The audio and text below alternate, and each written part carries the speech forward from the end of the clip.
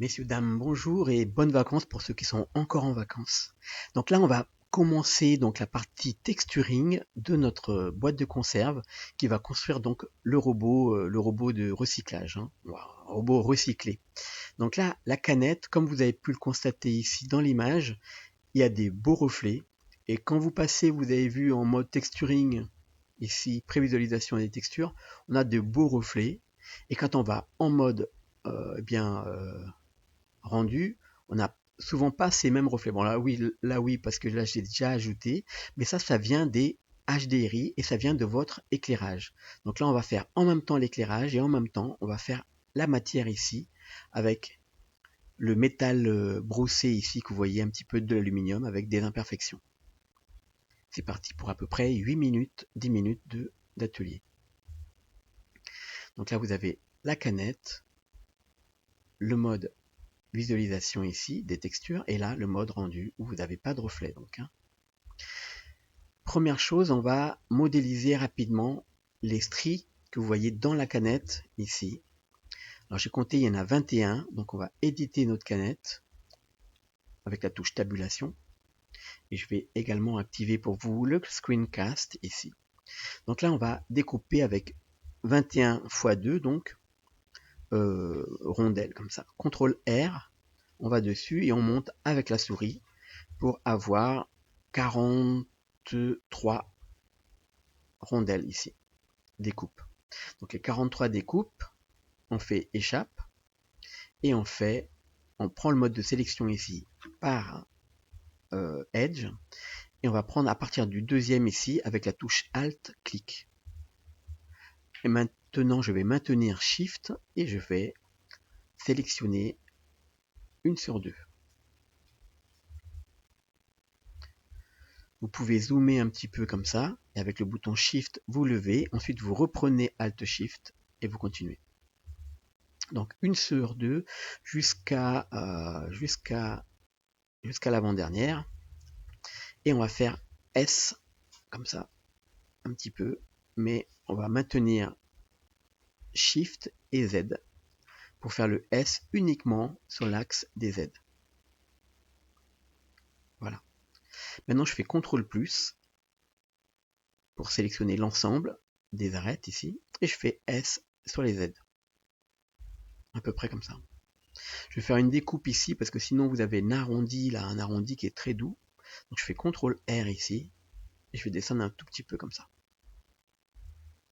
CTRL R ici également, et je vais monter un tout petit peu. Ok, on a la partie de la canette qui est intéressante là. Peut-être qu'elle est un petit peu trop fine, et donc on peut sélectionner un edge au milieu, Alt-clic, faire CTRL+, et là on peut faire CTRL SHIFT jusqu'à ici, et CTRL ALT clic pour sélectionner la suite ici. Donc on a sélectionné tout ça et on va faire un Alt S en maintenant Shift pour gonfler ou réduire un petit peu ici. Par exemple comme ça c'est pas mal. Maintenant on va passer en mode shading, prévisualisation des shaders ici.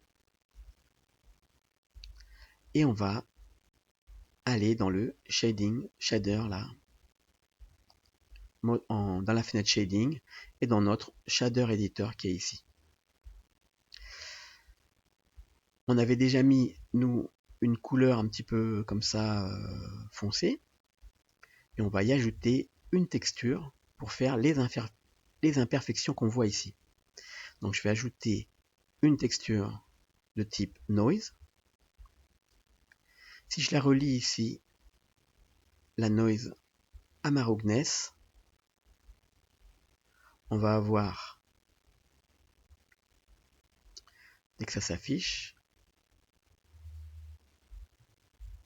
on va avoir une roughness, c'est-à-dire une rugosité qui a des variations dessus, donc qui sont les variations de ma texture ici, de noise. On va garder ça comme ça et on va en ajouter une deuxième pour avoir des fines rayures dessus. Donc on va activer déjà, pour nous aider, on va dans édition préférences et on va activer l'add-on qui s'appelle Node Wrangler. Si vous ne l'avez pas encore fait, hop, je vous conseille de le faire. Vous écrivez Node donc ici et vous avez Node Wrangler. Dans les préférences add-on, hein. Donc là vous activez Node Wrangler et maintenant on va faire sur notre noise ici, on fait CTRL T et là comme ça on a en plus le mapping et les textures coordinates qui sont ici sur générer, donc X, Y et Z qui sont plaqués sur l'objet. Hein. Donc là, si je prends le scale de mon mapping et que je l'augmente, eh bien on va aplatir la texture. Je vais dupliquer cet ensemble, Shift D, et en fait celui-là on n'a pas besoin de le dupliquer, on va prendre le Generate ici, on va le brancher sur Vector, et ici je fais Shift clic, ici, Shift Control clic, pardon, et là on aura directement une sortie de prévisualisation grâce au Node Wrangler, donc qui nous ajoute une sortie prévisualisation qui nous permet de voir directement ici le node en question, donc ici avec le mapping. Ce que je vais faire, c'est que je vais augmenter beaucoup ici sur les Z pour avoir des fines rayures. Je peux augmenter un petit peu dans les X et dans les Y pour pas que ce soit trop fin et qu'on ait des petites rayures comme ça. Voilà, ça me plaît. Vous avez éventuellement le petit bouton dispersion ici qui vous permet d'ajouter un petit peu de dispersion, roughness et dispersion. Donc là, détail également et le scale que vous pouvez encore changer. Mais si on se réfère à notre image, on a des petites rayures, mais c'est pas non plus, elles sont fines, mais on les voit quand même à l'œil nu. Donc là, on va laisser comme ça. On va mélanger ces deux textures, donc la noise un peu large et la noise ici fine. J'ajoute donc Shift A ou Add, je vais ajouter une color mix. On va mélanger les deux couleurs, les deux textures en noir et blanc. Donc je regarde ici avec Shift clic notre color mix. On a ça, donc on a des taches blanches et les rayures qui se mélangent. Pour l'instant, on se mélange ici en facteur de égal. Si on met moins, on n'a que les traits. Si on met à 1, ici on n'a que l'espèce des petites taches. Là, on est branché, on va se brancher ici sur la roughness. Il faut savoir que plus ce sera blanc, plus ce sera rugueux, et plus ce sera sombre, et moins ce sera rugueux, et donc plus on aura des reflets. Je vais maintenant refaire un Shift Control clic ici pour avoir la prévisualisation de ma texture. Et donc on a les parties blanches ici du cloud là, du nuage noise ici, qui vont mettre quelque chose de très rugueux, de pas brillant. Alors ça peut être sympa, mais on peut varier, on peut faire varier et donc ajuster donc la rugosité en ajoutant ici Shift A, par exemple, une converteur color ramp. Et si on prend la partie blanche donc qui est la plus rugueuse et on va la descendre dans sa valeur avec un niveau de gris par exemple un peu moyen, eh bien on aura la canette qui va briller beaucoup plus dans son ensemble. Voilà, si vous regardez là, vous avez les brillants et la rugosité qui va bien. Donc là, on peut dire que pour notre canette, on a quelque chose de sympa. Le truc, c'est que si on passe en mode rendu ici, on n'a pas les mêmes reflets puisqu'on n'a pas un environnement. Alors, l'environnement, vous le voyez ici derrière, on le voit en mode prévisualisation et on l'a ici, on peut tourner l'environnement et on voit par exemple ici les reflets qui tournent.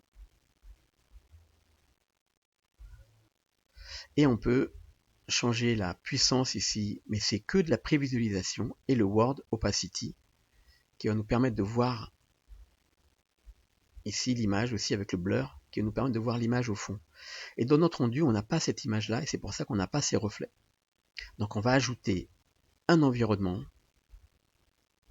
dans notre monde. On va dans le World ici, et on va l'habiller donc avec une texture d'environnement.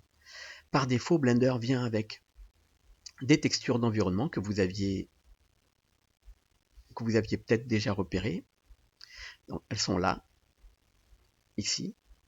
Et nous, on va choisir la texture d'environnement qui s'appelle intérieur.exr. En prévisualisation, on peut baisser la World opacité comme ça, mais on a toujours les reflets. Et on va aller chercher cette intérieur.exr dans notre disque dur. Donc on va dans Ajouter, Add, on va ajouter une texture d'environnement. On va la relier là. Pour l'instant, elle n'est pas encore chargée. Et on va aller faire Open et on va chercher donc dans notre disque dur. Alors le disque dur, donc si vous êtes sous Windows, c'est C, Programme File et Blender Foundation. Dans Blender Foundation, vous allez dans la version de Blender que vous utilisez ou une ancienne, hein, c'est pas grave, et vous allez aller chercher à l'intérieur 3.2 pardon pour 3.2, Data File, Studio Light, et là vous avez Word. Dans les Word, vous allez prendre intérieur.exr et on fait Open. Maintenant, si je bascule ici dans mon mode de rendu, vous voyez, on a les reflets. Alors on peut les booster ou pas. Et surtout, on peut baisser un petit peu la lumière qu'on avait par défaut ici. Et mettre par exemple une Area Light, ici, avec on va la tourner vers la canette. On va se mettre dans la vue de dessus, on va la mettre un petit peu à côté de la caméra, comme ça. Voilà. Et on va changer ici le square par un par un rectangle, pardon. Et on va augmenter ici pour avoir cette forme-là. Donc si on la tourne comme ça, eh bien on a ce reflet-là qui va suivre un petit peu les reflets de notre environnement et ça va très bien. On va baisser quand même la puissance là. Et voilà, on a une jolie canette avec des reflets et surtout des imperfections qu'on retrouve dans notre canette. Alors peut-être qu'elle est un petit peu trop brillante. On pourra la salir un petit peu. Dans notre objet ici, on pourra ajouter également, pourquoi pas, au niveau de la couleur, eh bien, la noise, c'est-à-dire la texture de variation de couleur. Et on pourra ajouter ici une couleur, par exemple brightness and contrast, pour la faire baisser au niveau de sa couleur, pour avoir une couleur un peu plus sombre. Donc par exemple brightness, on va le baisser.